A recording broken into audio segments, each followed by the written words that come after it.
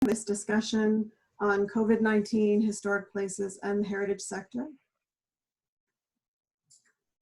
This is an important opportunity for us to hear from and to share with our constituency the impacts of this current crisis, and to really talk about how we reset the agenda for historic places and address the challenges and the opportunities that this pandemic is bringing to us. So just as people join in, I will let you know this is the first of 2 calls. There will be a second call next Tuesday that will focus more on the impacts on the heritage industry, on trades and the professions and construction.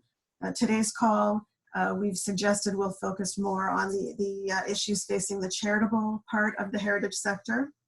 And I can assure you that there will be many more conversations like this one. So make sure you let us know in the chat box whether this is something you'd like to participate again in future.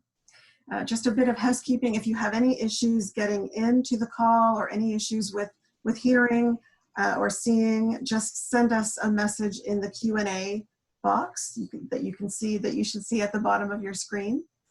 Je vais dire qu'on on vous encourage de parler dans la langue de votre choix. We have panelists who are comfortable working in both official languages, so feel free to, panelists will feel free to speak in French or English, and the questions that you submit to us in the Q&A box, feel free again to use the language of your choice.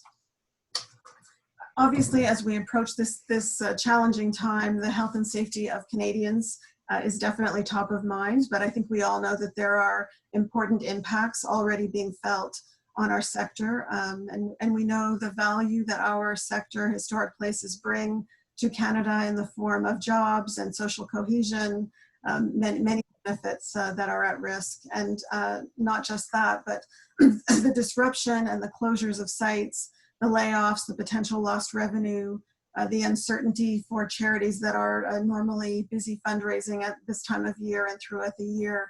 The landscape is really difficult and uncertain at this time.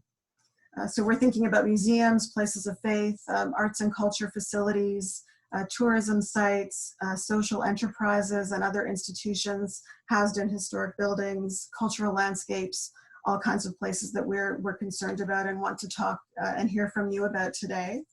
A good crisis is not to be missed, as one of my board members said to me. So I think it's challenging, but it's also a real opportunity for us to get our thoughts together and be really present and vocal as a sector.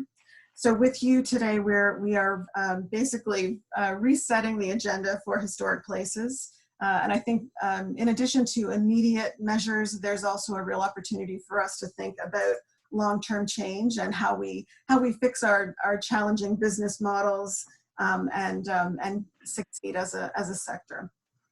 So just a few comments on the format. We have panelists, and I'll ask our behind-the-scenes assistant to advance to the slide, giving you the names of all of our panelists and the organizations they're associated with. So I'll let everyone have a look at that. So these are the people that have agreed to be part of the conversation today. But all of you, all 200 plus of you who are out there listening in and being part of this event, you're really part of the conversation. And so we really urge you to use the Q&A box to submit your questions and comments. We'll address as many of them as we can, but we will also follow up. And I will let you know that there will be a recording shared of this session, and certainly reports in the National Trust newsletter next week on April 9th, and the following newsletter on April 16th, where we'll talk about what we heard from you during these sessions and what's happening. So you can see this Hollywood Squares format with panelists representing several organizations and parts of the sector, and they will introduce themselves as they start to speak. We have a flexible and organic structure. People will jump in as they feel that they have something to bring to the attention of the group, and we'll also share the responsibility of responding to those questions that come forward. And just on the line, some of the 200 people on the line represent province-wide organizations, national heritage organizations, from the museum sector, from the built heritage sector, from indigenous organizations, and many sites are also represented on the line from across the country. So it's a really good group representing the breadth and the depth of the sector. We will stop this the formal part of this conversation in an hour at 2:30 Eastern time, but we will keep the lines open, and people are more than welcome to continue to submit comments for a bit of time after that if you want to do that. I will just mention that many of you know there have been a number of measures already introduced by the federal government, wage subsidies, changes in reporting deadlines for charities, tax remittances deferred, interest-free loans available. So if there are questions about those, and some of our panelists may want to talk about those and how they relate to or are relevant for our sector. And then because I think a lot of this is about shaping our advocacy asks and how we present ourselves to governments. I just wanted to mention that, again, many of you may be aware that the Canadian Museums Association has been advocating for a dedicated museum relief fund, as well as emergency development funds for digital activities. And Imagine Canada, on behalf of charities across Canada, has also been advocating for a number of measures with government, including an $8 billion emergency stabilization fund for charities. So I think without further ado, I will ask Emily to move to the question slide. So we've proposed 3 questions that may help us structure our discussion and structure comments by the panelists. So what issues are heritage sites and organizations facing right now? What resources do you need? The second question, what programs and measures should we be advocating for to help the sector? And a third question, how can historic places and organizations stay visible and relevant during this period and beyond? Et nous avons aussi ces questions en français. La prochaine image, Amélie.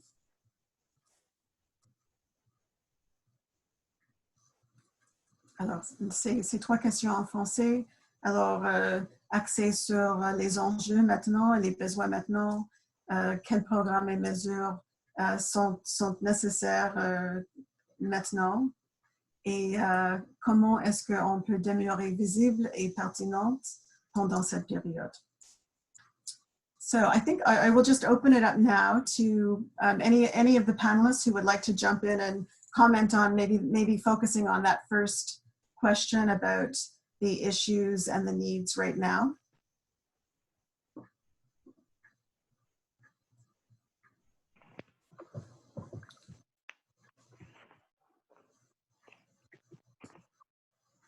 So, or comments on the measures that have been introduced. Maybe just to start, casser la glace, Dino Bombaro, Héritage Montréal. Thank you, Nathalie, for this initiative. Merci à la Fiducie nationale. Je vais utiliser principalement l'anglais, mais le français est tout aussi important et peut-être ça vaudrait la peine d'avoir un réseau, un exercice semblable pour la francophonie canadienne, parce que, voilà, peut-être qu'on a besoin de se retrouver également. You know, I think asking the question for heritage site and for organization at the same time may sort of mix issues. I mean, heritage site require care, and it's different from collection or archives or even national parks. But heritage sites, somehow there will be an issue if this extends on the caring capacity of people looking after them. You know, and at least we're not in the height of winter, but in some case we've seen in disaster like that, a lot of damage caused simply because people couldn't go to the place and check if the heating was working properly, if there was vandalism or if it was safe and so on. And we know most of the heritage also, which will be at stake in this pandemic, will be the main street, because of the collapse of the retail and the collapse of tourism and so on, which has been the motivation for so many communities sort of supporting policies and grants and action for heritage. So there is, as you say, there is an opportunity to reset things, but there's also a series of consideration. I would say perhaps uh, one thing we may want to, as an organization, Heritage Montreal is not part of government. We're a free and independent organization. We're very happy for that, but we can see also the difficulty of connecting with government policies at the level of local, of provincial, and federal. So perhaps there is a utility in having a central sort of clearing room where we can understand where is the website we need to apply, and just to understand the fact that the Prime Minister announced that this program was open for a charity organization, which is the case for many heritage organizations. How do we apply, and how does that apply when organizations don't have a big sort of financial department and accounting that can understand this? This is volunteer sector in most of the case, and we want perhaps easy access to that information. I think it would be also useful to address the issue of confidence and trust and community sort of appartenance. Hein? This is, people are confined in their home, they're confined in their house, but they walk around in some place, they still have, and they rediscover. So perhaps there is an opportunity for heritage in the digital age to actually communicate a sense of future by sort of enhancing not just the heritage experience, but the authenticity of real places that people have around them and perhaps they haven't seen, because they're more likely to explore the heritage of place they visit as tourists elsewhere than, you know, the city block on which they've been living for decades. So perhaps there is an opportunity, and how to help this. It's not to bring heritage in a USB key, but perhaps to help volunteer to use the different platform that exists. This is what we do at Heritage Montreal right now. We're preparing a series of capsules and clips so that people can open up their eyes and look higher, because that's the big challenge. And perhaps also is to document. We understand these, the money program that are available are not there to cover losses. They will be there to help everyone bridge through that storm. And after that, it will be good that the heritage sector has a capacity to document the situation and have a common language. We see even when the status of statistic is happening, it's a bit interesting to see that we're dealing with the same science everywhere, but the numbers are calculated in so many different ways from province to province to province that maybe we can start sharing on a way to document the impact over this entire summer, because this won't be gone before the fall. Voilà, quelques idées en passant. Merci de l'initiative. Thank you, Dino, for opening up the conversation. We have a question that came in through the chat about what the Trust is doing to lobby the government for stimulus funding. And so I would say that that's part of our conversation today. And as I mentioned, there are other organizations advocating for stimulus funding and stabilization funding. So the goal here is to be clear about what we're asking for and to make sure that our voices in our sector is also represented to government. Jane here, Netley. So for folks who don't know me, my name is Jane Severs. I'm a heritage consultant in Newfoundland, and I'm also a governor with the National Trust. And just to answer both John and Deanna's questions, hello, Newfoundland Heritage peeps. I was talking to a COA this morning, Atlantic Canada Opportunities Agency, for anyone outside of Atlantic Canada. And this may be the same for other federal development agencies across the country. They are cautiously optimistic that there will be some sort of infrastructure stimulus funding coming down the pipes. Obviously, until the budget is passed, nobody knows anything for certain. But the kind of the hope is that it will be very broad, and it won't be tied to economic development. It will be more focused simply on capital works, getting people back to work, which is great work, great news for heritage restoration projects.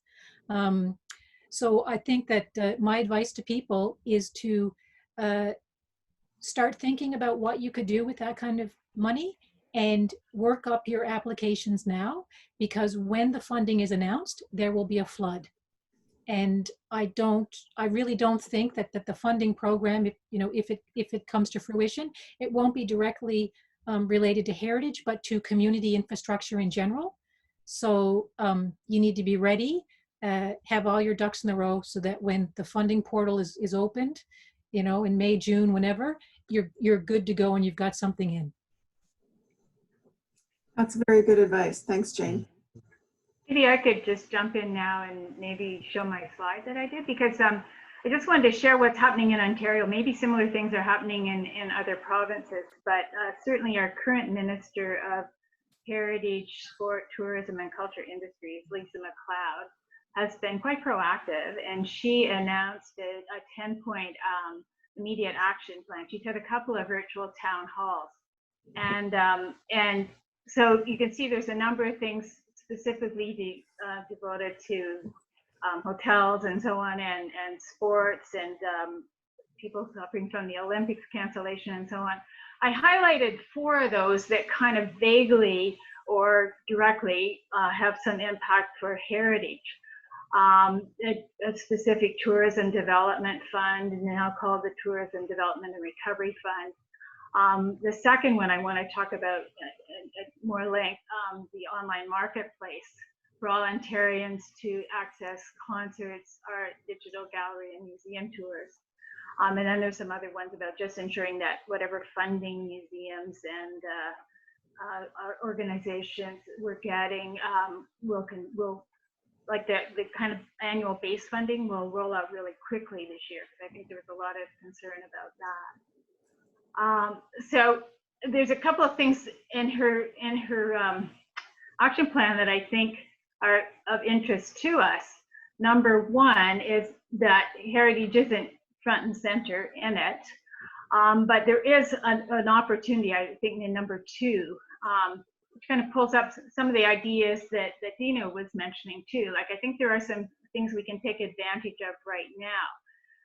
And certainly anything we have that is already digital, or any online resources kind of about galleries, museum tours, heritage sites, heritage quizzes, anything like that. I think, and you've probably been seeing that in your Facebook feed already, that people are doing this, just kind of saying, oh, here's something you can do to pass the time with your kids, that kind of thing. But I think the other part of that is that we really should be thinking about how we do more and make more of the information, the richness of our heritage available online. Because earlier this morning there was a webinar attended from the Ivy Business School, and they were talking about the prospects for business in general. And basically, once that we're going to get through it, they had 4 quadrants, and obviously if you had good secure financing, good access to credit and so on, that was important. And the other quadrant was your business model, and there people that were that were already digital or could digitalize had a good chance of success. Now, in that bottom quadrant with the business, the winners were going to be people who were producing an essential service, a staple, and that is a harder game. As we know, it's harder to argue that. But I definitely picked up on the fact that businesses that were digital or could be digitalizable, as they couldn't, were the ones he saw surviving this crisis. So I think that's a really important direction we should be thinking about. And I'd really love to think about right now, how can we get together information about these things and kind of make that common knowledge shared to people. You know, I'd like to do it for all the architectural sites in Ontario, for example.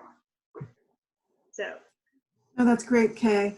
It's interesting. I think maybe it was Kendra who told me the other day that there's a 5-fold increase in the amount of time that people are spending online, and that there will be, as this continues, an increasing appetite for great online content. And I think the places that we work with are so incredible and beautiful, and the ability to provide a virtual experience is even more important now than it has ever been. The National Trust will be, over our next series of newsletters, featuring virtual experiences at historic places. So watch for that and share with That's great. and we can get it out there and get it on our website. Yeah, no, I think there's a huge opportunity there for virtual. And it's interesting that the CMA, part of their advocacy ask to government is about funding to go digital. So if it, I don't know if people can hear me well, but I'm hoping if they can, one of the things that we wanted to mention from the Indigenous Heritage Circle, which is the organization I'm here representing, a national organization focused on First Nations, Inuit, and Métis heritage, is realizing that some Indigenous heritage sites nationwide might be in underserviced communities that don't have that equitable access to technology or internet and the ability to really put their content online as easily or offer online services. So if there is instances of that, that's something that we would like to be aware of too, because we know that is going to contribute to the process of making ourselves recognizable. Accessing funding in the future is being able to, still stay relevant within the heritage stream. So that's something that we would like to hear about too, if your organization struggles from that, so we can also address that in the future when it comes to funding and showing how things like internet connection really do impact how a museum can succeed in times of crisis like this. So have other provincial ministries done similar things to McLeod? And has there been anything like that from the national like heritage minister or any parallel thing happening in other provinces? I'd just like to know. Natalie, it's Paul at Heritage BC. I just wanted to comment that we've heard of a couple of provincial programs, and of course there is a provincial program here, at least through the BC Arts Council, which includes museums in their portfolio. There's what I'm hearing on a lot of calls that I've joined, there's a real patchwork of programs that are quickly developing. They're announced before there are any details, so that causes some confusion. People are very uncertain as to how can they take advantage of the programs. Is there an actual fit for them, and how will it, in some cases, save them? So I think there is a growing confusion with that. One of the concerns I have is they will probably help a lot of people, but there are going to be organizations that fall through the cracks. And I can think the program that's set up with BC Arts Council, it will serve a lot of organizations, but there will be organizations that cannot access that funding. And there's a question of what are those organizations and what is going to happen to those organizations.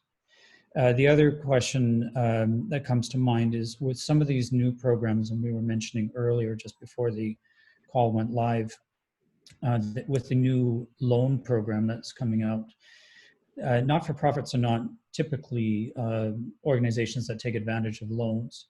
And this is going to be a very new financial reality for organizations. And I would hope that people think very carefully about what does this mean to their balance sheets, and how does it, what is the potential impact on cash flow down the line. It sounds great now, but everything has an outcome later on. I think Chris Weed here, just from the National Trust, also wanting to jump in just quickly on some of those, circling back to some of those questions from John Fitzgerald and others in Newfoundland. Another point I would point out too, maybe Kendra can jump in a bit more detail on that, is this $8 billion emergency stabilization fund that Imagine Canada, the kind of the advocacy group, the umbrella group for charities in Canada, is going to is lobbying the federal government for right now to help stabilize organizations, charitable organizations. So there's that infrastructure money that Jane's talking about. that's sort of in the works with ACOA and others. But there's also the need for that kind of, yeah, the infrastructure within organizations that needs to be there too. Yeah, Thanks, I Robert. think there's a ton of things that are still coming out, and Imagine Canada is certainly one of those. We're also seeing specific funds designated to specific groups. So the music industry had a specific fund designated, as did newspapers and media have a specific fund. And that's where I think the question comes in on whether or not we need an ask that is as specific as it can be for a sector as varied as this one. Certainly cultural hubs are putting in an ask today, and that is just as varied, I think. A couple of points that I think are of interest. First of all, the tracking of your losses. So there's a lot of work being done within the arts sector about how to track your losses, about what all those levels of losses are and how to multiply them over time, since we don't know how long this is going to go on. So there's the sharing of those that I think is important. But also, I think that there is my family in the background who are really loud. So hold on a second. Yeah. Sorry. There we go. Then the other thing I wanted to say was about places of faith, that this is actually an opportunity. So the 5-fold increase that Natalie was talking about is actually in attendance online in places of faith worship online. And I think this is a real opportunity to take advantage of and to consider whether that online worship is actually an alternate delivery tool over the long run that could provide funds into those organizations at a time when people might be turning back to that methodology of coming together.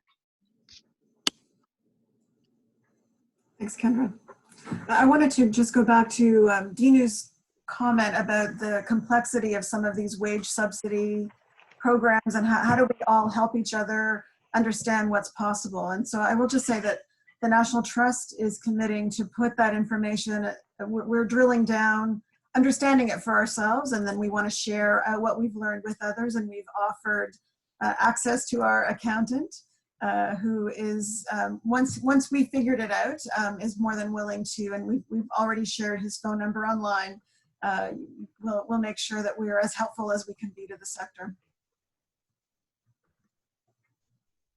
In terms of tracking information, there's a local organization in Vancouver, the Greater Vancouver Professional Theatre Alliance, that started a survey to do just that. And I understood that it was a fairly relatively simple survey, that as people have taken advantage of the survey, it's grown, and more and more questions are being answered so that it serves a larger constituency. I've heard that the provincial government is quite interested in this and would like to have the data to help them, I suppose, develop programs. So there's something to be said for that. Whether that's, I would imagine now in BC, this is more of a provincial survey because it's hundreds of people have responded to the survey. The last time I heard, it was well over 200.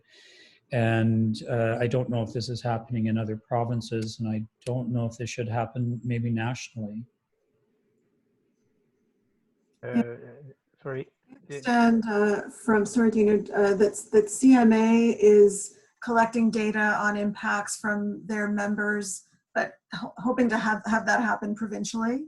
And so I think it's important that all the sites that are on the line with us today, that you're all either connected into the CMA and being part of their data collection, but also for the National Council organizations.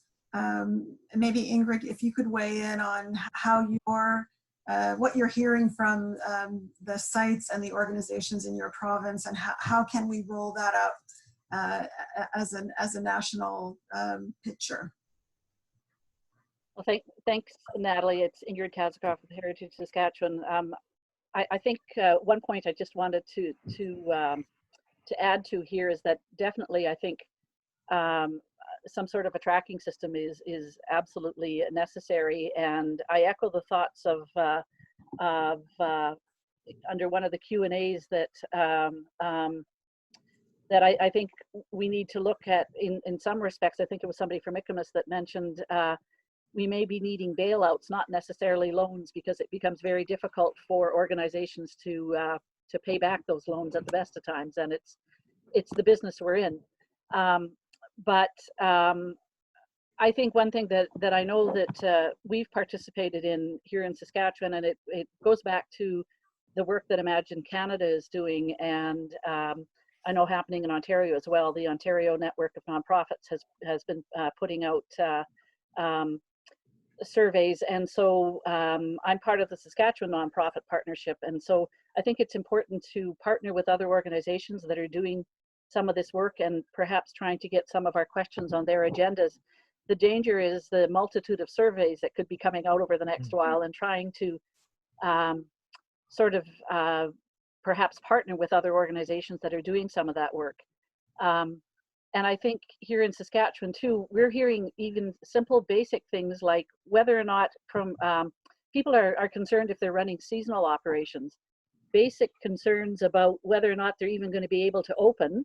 A lot of them have applied for the Young Canada Works programs available both through National Trust and the Canadian Museums Association. And I think there's still opportunities for some of that work to be done. It might look differently, but sometimes I think people need reassurances that that can still happen.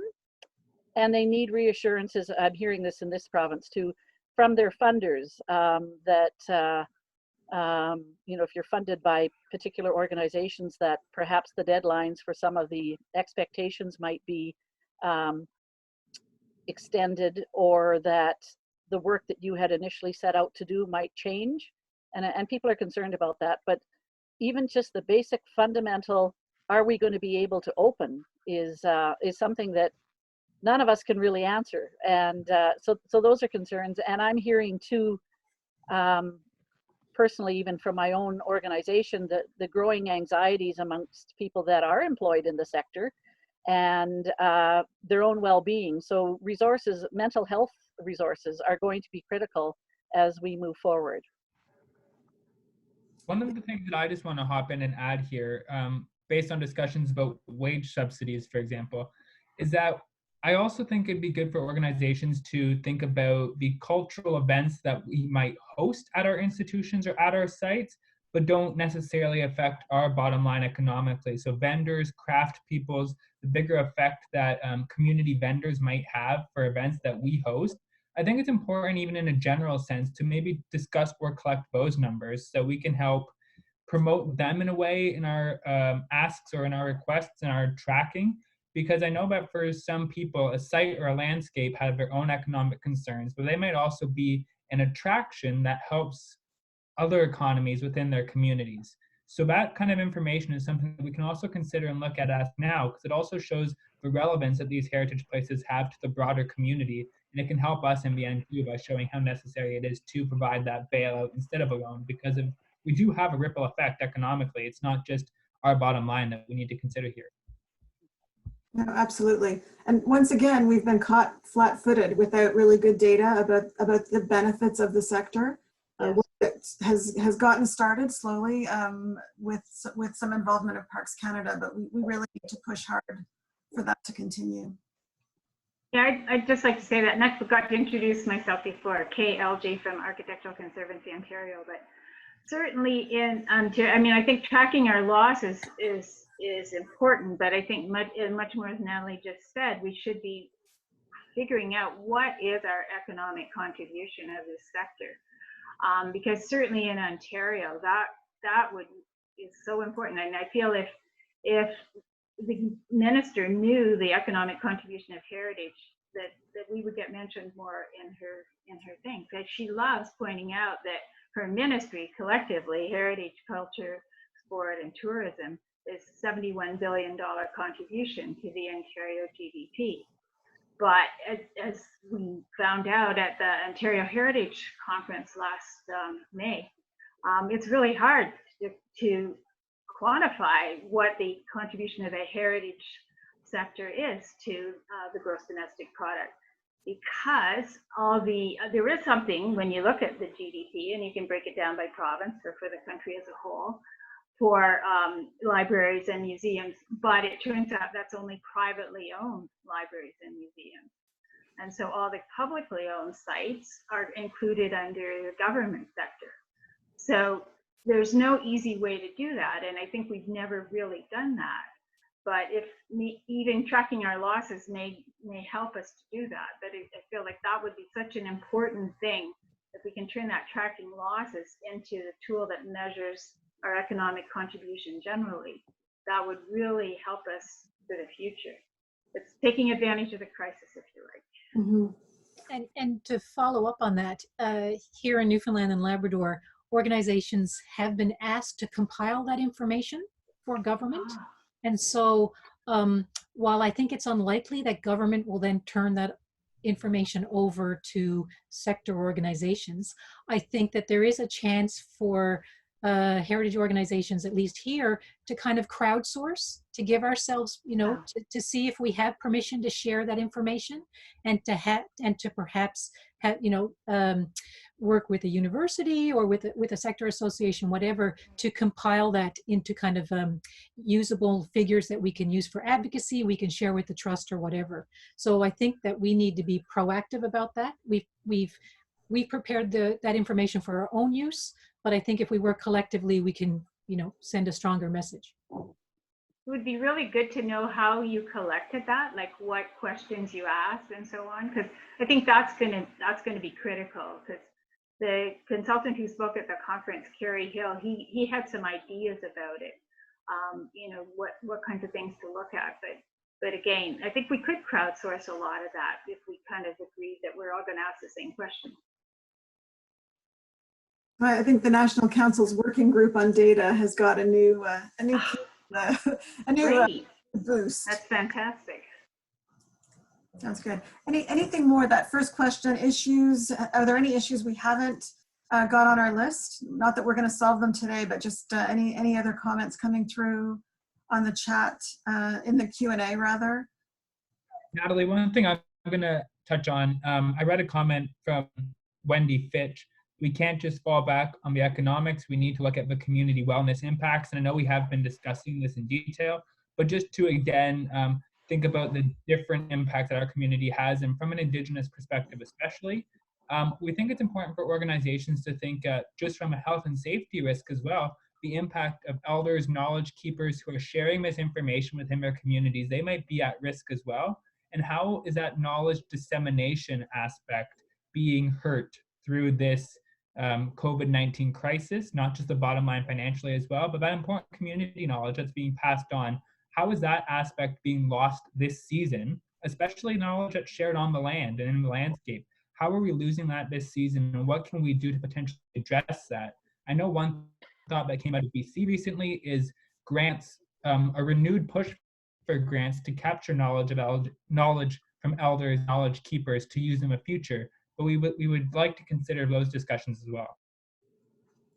No, that's sorry, I'd like to add to, perhaps catching up a little bit on what Cody was mentioning, is that there is a value to heritage that goes far beyond the data of things that, you know, if we get sometimes too close to the so-called culture and the art and museum sector, which has got a business model based in part on visitors and entry and so on. And that's great, that's fantastic, they contribute a lot, but somehow heritage is more as a value which is more than that. And connecting to your third question, Natalie, how to be relevant.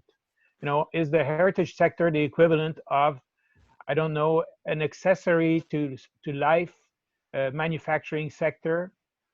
I don't think so. I think we are part of the ingredient that are essential to the recovery of community. After there was Ingrid was mentioning the issue of mental health and so on, but part of the factor has to do with being in a very, very disturbed environment. And the disturbance that we have here is not caused by an earthquake or a physical disaster. It's something that is preventing us from being part of our habitat. And I think it might be interesting that we develop an information collection system or grid or whatever that acknowledges that, and as well as the human connections. I mean, as you mentioned, Cody, you know, there's issue of elders relations, and this works is very strong in indigenous community, but it exists also in neighborhoods in big cities across the country. So how do we address this? We can be a very strong contributor, not just to passing through the storm, but actually from recovering it for after, you know, for a better world somehow. Those are really good points, and I think we're getting better and better at expressing all the value and the benefit that the places we care about bring to society. So let's not forget that as we develop our messages going out during this time. There's an interesting question in here, Chris, here from Laura Saimoto in Vancouver about one of those places that kind of falls through the cracks. It's kind of it's a childcare center, it's a heritage center, it's a language school.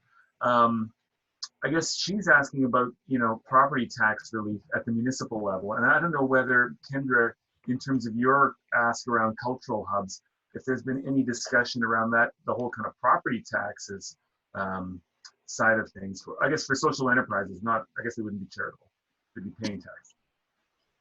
There hasn't been around that, but certainly there has been pushback around property tax generally, and there has been some suggestion of relief here in Toronto, at least. Of course, for places of faith, which is my main focus, that's not an issue. There is no property tax paid in the first place, but it's definitely a path for hubs and other organizations to see some relief is through the property tax. Right now in Toronto, all the property tax is deferred for some unknown length of time. So there is a precedent. Interesting. No, and I think it's a good point that we as the national organization, we look at opportunities to influence federal programs and federal government actions, but we're all in this together. And so there are a number of provincial organizations on the panel today and participating through chat. Our National Council brings all those groups together to talk about our collective asks. And so we don't need to limit ourselves to provincial measures. And I think looking at local measures that we could all share with each other and be asking for in our own jurisdictions is a valuable outcome of this conversation. So anything more than on the asks, what programs and measures should we be advocating for? Any more thoughts about that as the waves of stimulus funding may come down the pipe? I think can I just jump in, Natalie? It's Ingrid. That I've been thinking about this in light of a post that's been posted here too. That I think we have opportunities to. There was somebody that mentioned that The Guardian this morning featured 10 places you want to visit after lockdown, and I think that, and most of them are heritage places. I think that we have opportunities to spin this differently and look at some of the opportunities that might be presenting ourselves as well to us about the value of heritage beyond tangible as well, and that there might be opportunities to feature stories, and this is something that could continue post-COVID. I think sometimes I think we need to not only focus on some of the losses, but what are some of the opportunities that arise from this going forward, and what are some of the resources that we might need to do that going forward. I really agree with that. And some of the most inspiring things I've seen in the last little while have been, you know, letters from during the Spanish flu from famous people, and things that allow us to see ourselves as part of a continuum of history, and to understand that this is unique to us, but is not unique to time, has been quite inspiring. You know, and I was talking with some of the National Trust people too about the idea of, is there some kind of thing we can do together that is a sort of a gift to the community after we reopen? Is there a victory garden thing, or I don't know what, something that allows people to envision our historic places with the broad lens that we see them? Mm-hmm. Great. And that's actually a good segue to the third question on our screen about how can historic places and heritage organizations stay visible and relevant during this period. And we've touched a bit on the virtual opportunities. Is that part of our ask? Is funding for that going to be part of what we focus on? Any other thoughts about being relevant?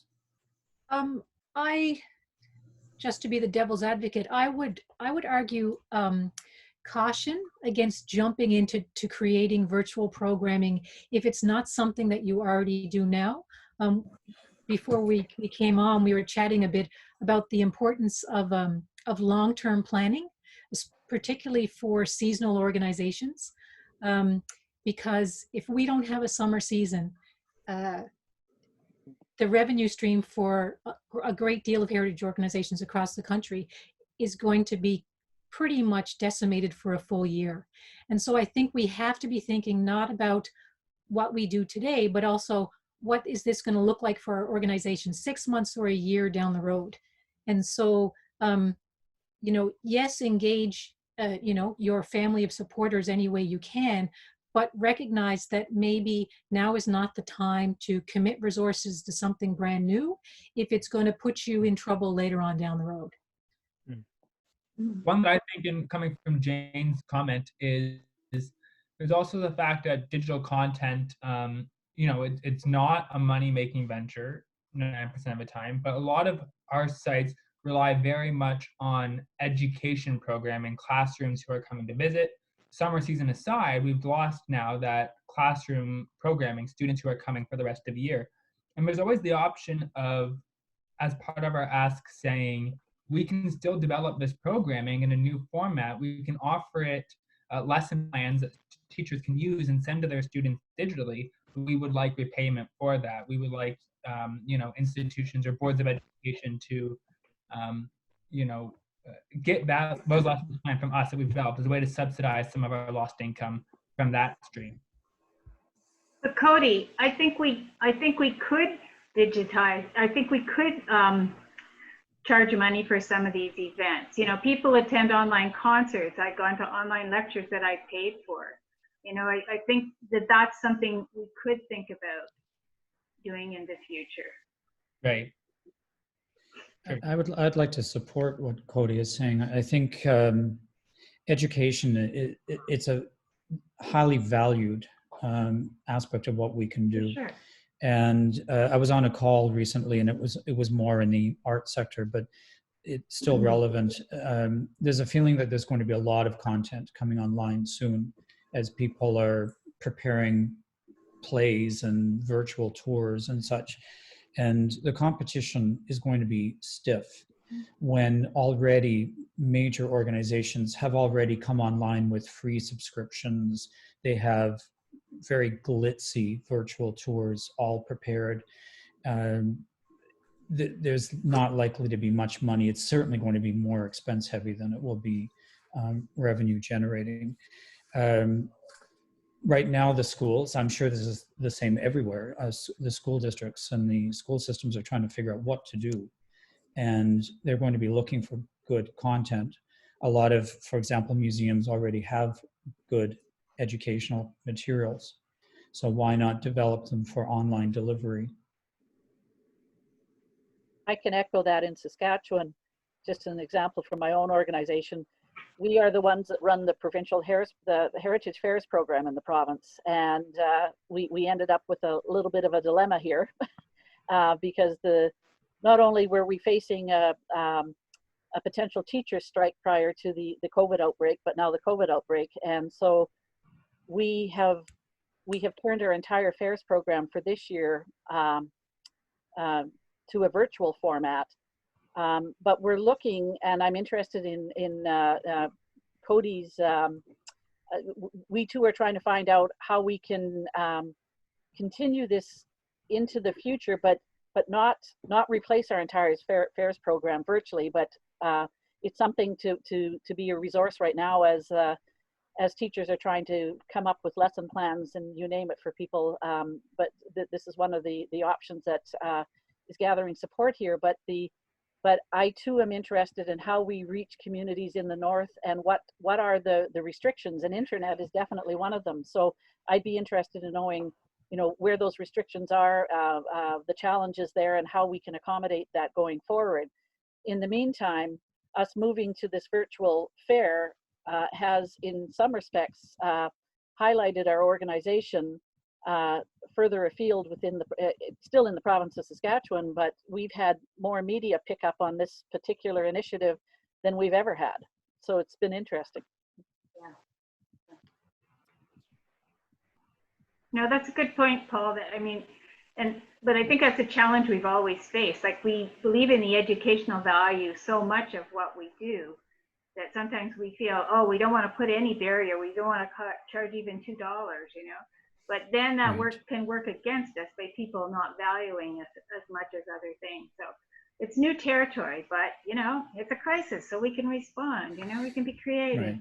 I think the two thoughts that come up from it for me is, again, it was mentioned, we don't want to offer these educational services, say, but then that be a permanent replacement, and then we're impacted later on. We need to be stressing that, you know, if we're offering this as a service, it's as a service for this semester, for this new digital format. And then also there's the fact, not just of lack of internet and technology, but also the fact that for a lot of Indigenous communities, those lessons are related to the land and the landscape, right? And the knowledge associated with that is connected to the landscape, and it can't be transitioned to a digital format. So again, it's unfortunate because it's a solution for some, but it's definitely not something that can be applied to all. And that's not just from the Indigenous knowledge. That's a fact that, as we see now, a lot of school boards are realizing it's great to say we're going to teach students online now, but not every student has a computer or internet connection just because of economic restraints that have already been in place. Or has the learning style that will fit that either too. I think that's something to be cautious about as well. My sister is high up in the Ministry of Education here in Ontario, and there is significant concern around equity. And so the delay, in fact, in Ontario about the delivery of online school doesn't have to do with not having the capability. It has to do with equity decisions. And so before we leap in to be creating educational things, we should make sure that, in fact, your Ministry of Education intends to deliver online during this time. So in terms of paying and things, I'm tracking fairly closely. I come from theater originally, and I'm tracking fairly closely in the arts. There was this, you're right, this surge of free things at the beginning, and I believe that is settling now, and there's beginning to be an understanding that we're in this for the long haul and that there may be some cost. And so I'm seeing a bit of both now, much like you would do at your heritage site, where some things are free and some things are paid. I think that a slow integration of that would be in line with what's happening with culture and with books and publishing right now, is the sense that, okay, we've supported this for 3 weeks for free, but now we need to start putting some pays on something. Yeah, we had in Le Devoir this morning, there were two articles and letters of the arts sector, and frankly, they were very, very embarrassing to read. You know, it was like, now the crisis for us, we have a free trial of a few days, and then that's it. You know, it's not the right time to be that. You know, there will be behind the door negotiation between the lobbies and so on. But for the heritage sector, I think it would be useful. A lot of what I hear has to do with institutional sector within the heritage. It would be nice if the volunteer sector, the not-for-profit, I mean, what we do at Heritage Montreal is essentially planning to have the idea of a periscope, something which is low energy to produce, but essentially sends the message that we are still there, you know, and we will be there. That's a message that it's not saying that we are providing service to society, or we're an equipment, or we're part of the mechanics of society, but we are part of society. And that may be, in some place, it would be good to choose the voice and the type of organization from which the initiative comes from, because it's sometimes it may be sending the wrong message, you know. And I think in terms of remaining visible, these are suggestions. Perhaps we can share that through the National Trust platform and so on. At least have access to our website, what everyone is doing, so that there is at least in the family, in the sector we constitute, there is a communication. But an idea that could be useful also is, for instance, the latest issue of the National Trust magazine had to do with voices of women in the heritage sector.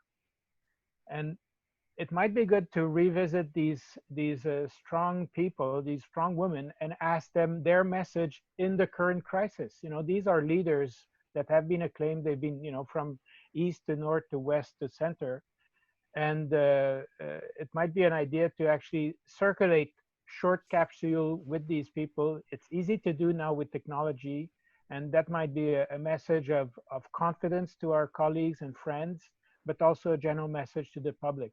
Another issue in the case in Montreal, we have two of the strong places for the relief in the crisis. And you know, Montreal is very badly hit, and we're trying to do our best, but somehow we still have to learn about the collective discipline in the fun place we are.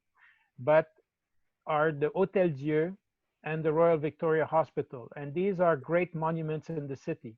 So sometimes the built heritage is part of the relief effort, and we never speak about it. So perhaps it might be a good opportunity to remind people that these were built with charity organization going back to the 17th century, and that the heritage has been part of building the city, not just distracting it. So there are different ways to approach this, but I think we have in our group here a lot of resources, and it would be good to share the experience. And don't forget that, you know, Marshall McLuhan said the message, the medium is the message. If you have the wrong spokesperson on the wrong tone, you may end up being greedy in a time of collective support, you know, and solidarity. That's not the right thing to send. Great, thank you, Dino. It's a good segue maybe to spend a few minutes on fundraising and donations. I'm expecting many of the organizations listening in, part of this conversation, are questioning how they should approach asking for support from their members and their donors at this time. And so we've got lots of resources online. Our fundraising lead, Alison Faulkner, put out a blog last week through our Regeneration Works newsletter talking about being sensitive, but still continuing with fundraising during this time. We need our supporters more than ever, and we need to reach out to them and know that we're thinking about them, and we need them to be thinking about us. And I will just mention that Giving Tuesday, that amazing day of Focus on Giving in the fall, they're proposing a new special May 5th edition of Giving Tuesday that may be of interest to organizations on the line. And so look into that. Keep in touch with your supporters and take advantage of some of the resources that the National Trust has made available specific to fundraising in the heritage sector. Maybe we'll move to the slide, Emily, that shows the Regeneration Works resources. And I will just remind everyone, as we've said in our last couple of newsletters, that we're making our resources. We've got webinars online that are available and open for people, a lot of good information there about fundraising and revenue generation. And in our newsletter too, we signaled the great resources that Heritage BC and Paul Gravette have put online, covering a range of issues from business continuity, planning to crisis management and much more. And so feel free, if you would like the National Trust to be pointing to the resources that your organizations have out there, we'd be happy to create a central collection of all of that information and keep sharing it out. Because what Paul is sharing in BC is, most of it is completely relevant for organizations across the country.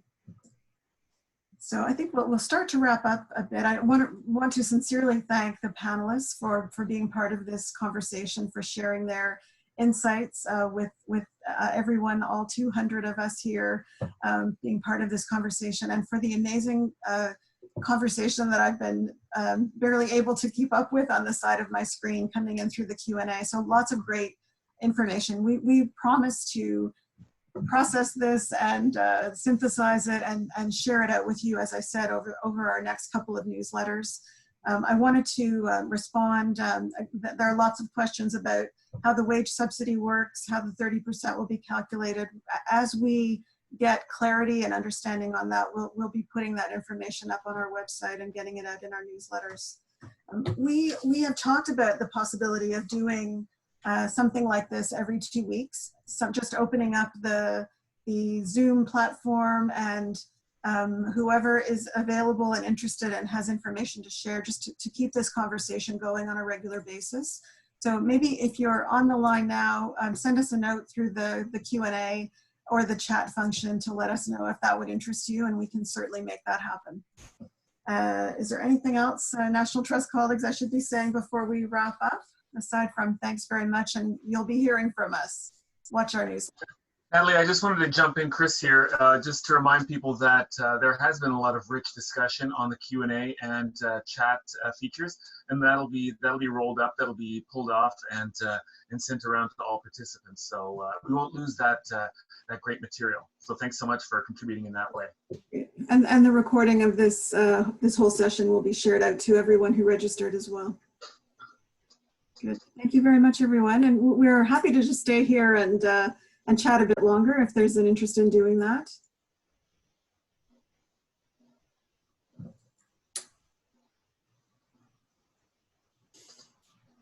Well, I guess that's us. So, no. Now we are just a panelist, or what? Yeah. No, there's certainly a lot of great things you put up on the chat there, Paul, and some resources that other people mentioned too. So I'm looking forward to getting that chat for sure. Has anybody met with ministers?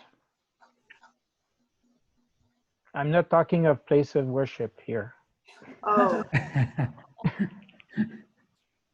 We did with Stephen Guilbeault last week, and frankly, it's a good. We have to.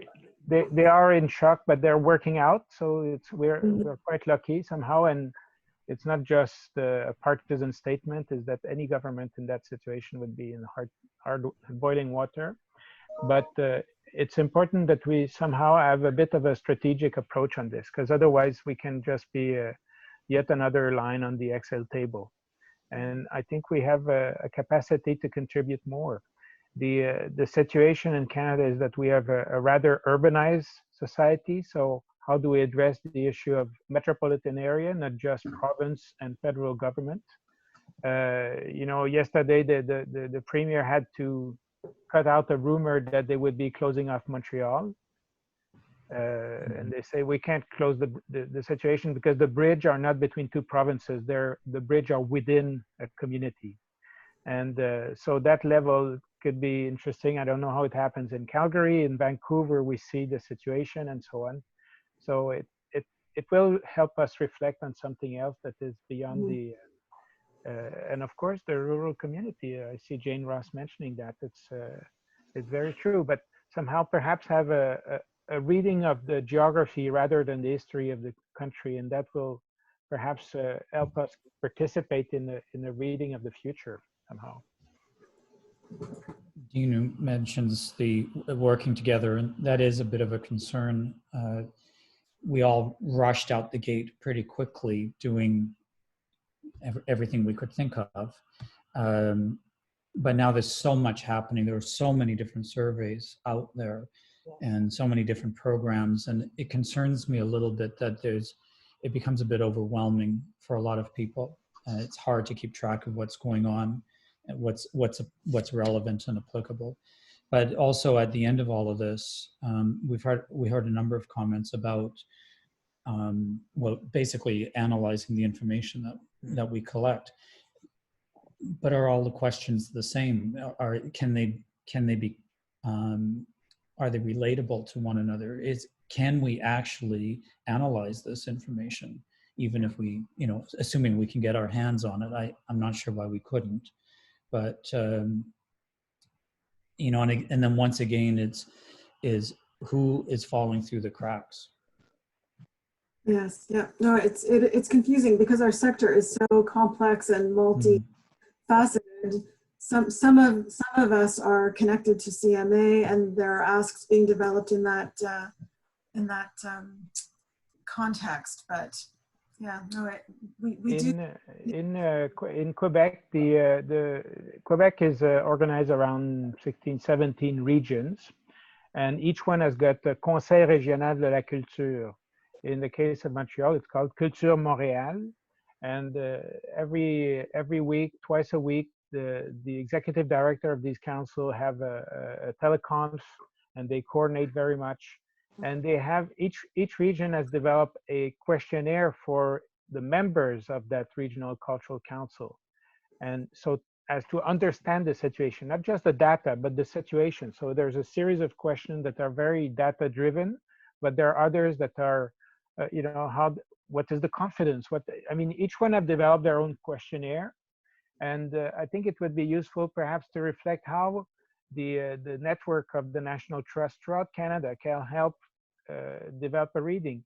Maybe we can cooperate, or you guys in Ottawa can cooperate with, for instance, the Canadian Commission for UNESCO, because UNESCO happens to have in Canada its International Institute of Statistics. Their job is to develop indicators to understand things. And it connects education with culture, with science.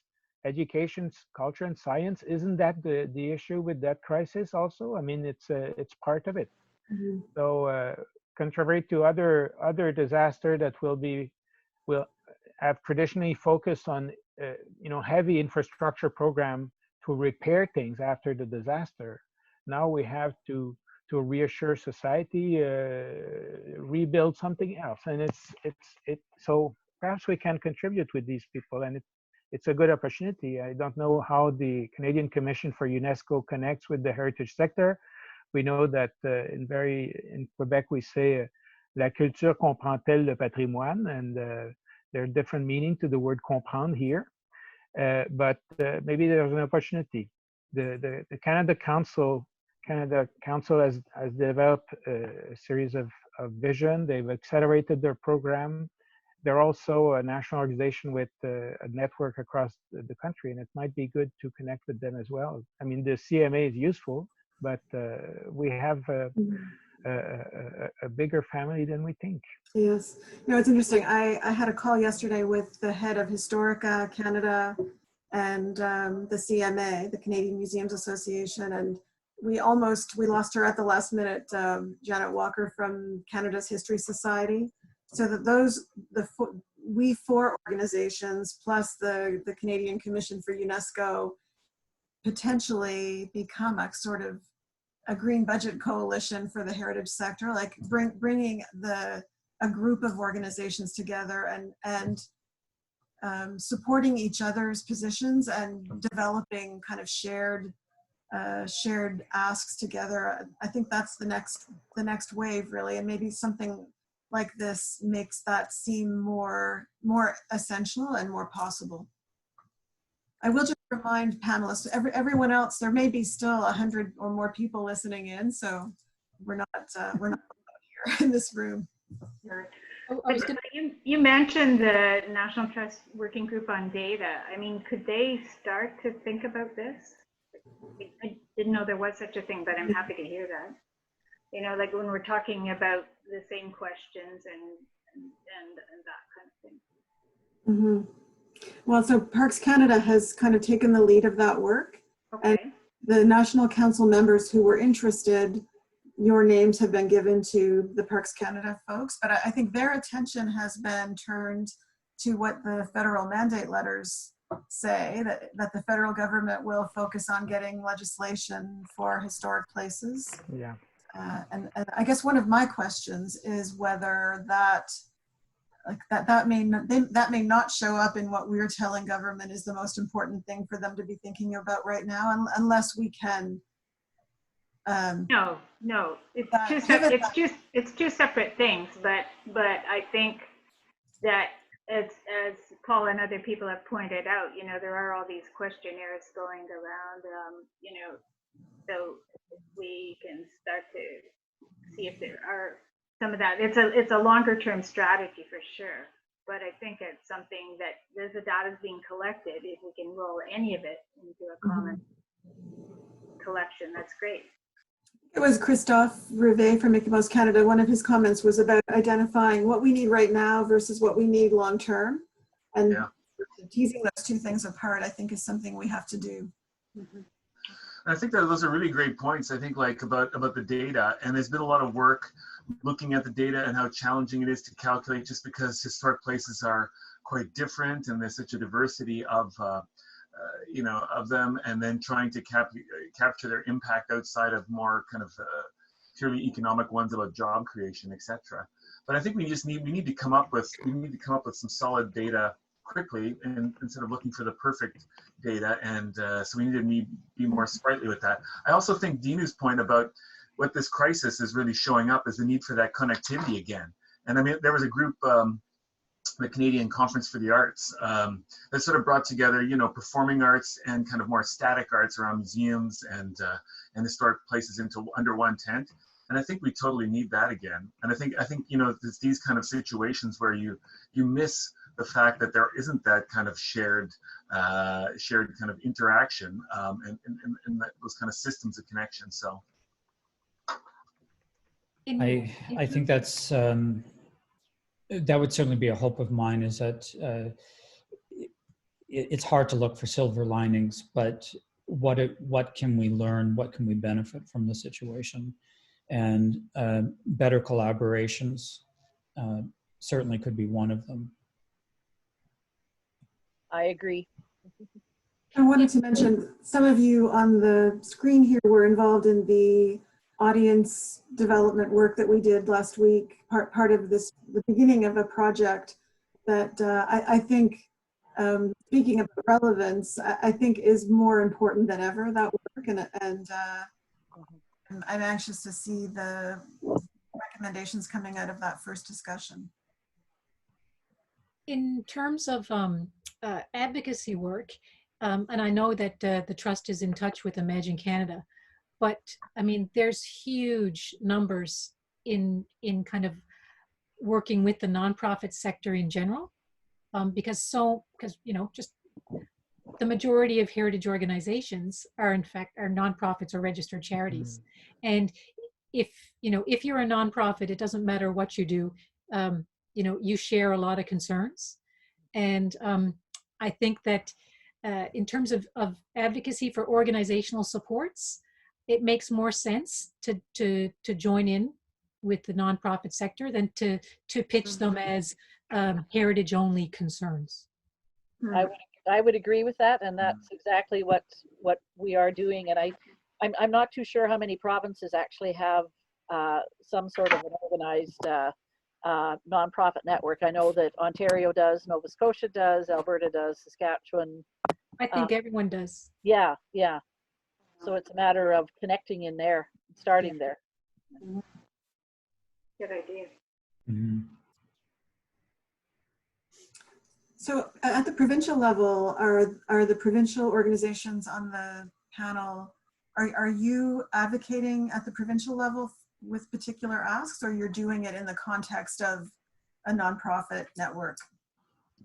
I'm doing it in the context of a nonprofit, but I've just recently had, I'm partnering, we have again a different situation in Saskatchewan in terms of how we're funded, but my counterpart in the arts is with the Saskatchewan Arts Alliance, and they are putting together a survey of their members, and she just asked me if there were a few questions that we wanted to add as part of, from a heritage perspective. So that survey hasn't gone out, so we're again partnering with like-minded organizations to pump something out. But I too have the concerns about how many surveys are going to be going out there. And but I know, for example, the Saskatchewan Nonprofit Partnership, of which I'm a member of, we just put a survey out on Monday, and by Wednesday we had 375 responses, and it's still, it closes today. So you know, the more you can join in with others, because the concerns are similar.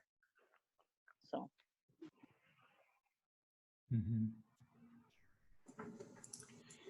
So maybe we'll wrap it up there unless anyone else has any burning thoughts to get on the table. And as we said, we'll share this information and get back to you.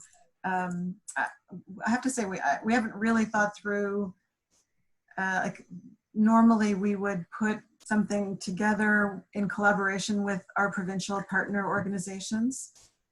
So is there a willingness to be part of a statement on behalf of the sector that we could coordinate with you? sure. Yes. Sure. Yes, Okay. we would also be interested in that.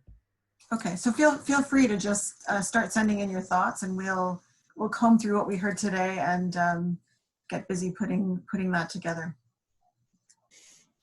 So good. Thank you so much. I think this was a good format to have multiple voices and perspectives. And Yes, congratulations. Yeah, thank you. Yeah. Ça a marché. Now, don't forget, maybe there's a chance to have one in French or with Well, other communities and so on. yes, But it's heavy to organize, but it's worth it. I think it's Well, great because it's the birth of a nation somehow. But you know, it's actually not that hard to organize. It's pretty easy. So we'd be happy to host. Okay, well, I'm sorry, I'm from the 20th century. I'm sorry. You did great, Dina. But no, let's talk about that offline. So thanks, everyone. We really appreciate you. Merci beaucoup. Okay, take care. Okay. Bye Thanks, bye. Natalie. Bon courage à tout le monde. Bon courage. Bye bye. Okay. Bye, everyone. Bye. Bye. Bye.